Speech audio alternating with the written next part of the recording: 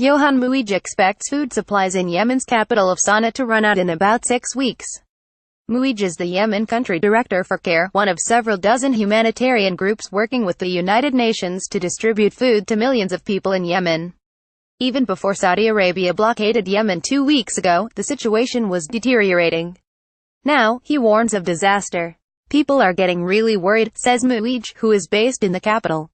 Fuel is also scarce, Mooij says, so the deep water wells cannot run. The lack of clean water is raising fear of a worsening cholera epidemic that has already hit 1 million people. Prices for fuel have gone up 160%, he says. The price of water has doubled in the past couple days. The humanitarian crisis in Yemen continues to worsen since the state-led blockade of the country began 2 weeks ago. A state-led coalition, supported by the U.S., has been fighting Houthi separatists in Yemen for 3 years, and on November 5, Saudi Arabia closed air, land, and seaports to seal off the country. United Nations officials have said that 7 million people face risk of famine and called the situation catastrophic. Saudi Arabia said it would open some ports last week, but aid workers like Mooij continue to report difficulty. The UN has said its staff has not been able to move though Sana'a since the blockade. At least 7 million people rely on the UN and other NGOs for food aid.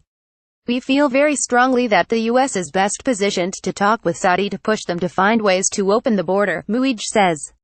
There are very few governments that have access to the Saudis. A spokesperson for CARE says their humanitarian and human rights coalition has not yet received a response for a letter it sent to Secretary of State Rex Tillerson on November 13, urging him to work to end the blockade. The 18 other signatories of the letter included Oxfam, the International Rescue Committee and Refugees International.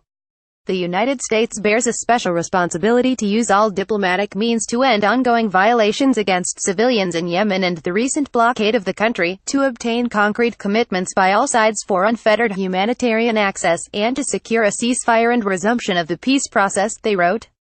The breakdown in Yemen of respect for international law and rapidly worsening humanitarian situation puts millions of civilian lives at risk, they warned.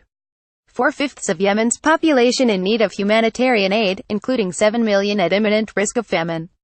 They copied National Security Advisor General H.R. McMaster, Secretary of Defense Jim Mattis, and U.S. Representative to the UN Nikki Haley.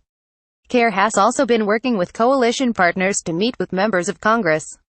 The U.S. House of Representatives passed a resolution earlier this month stating that it had not authorized U.S. military support for the Saudi Arabia-led war in Yemen. But the resolution did not call to end current U.S. support, so the step was limited.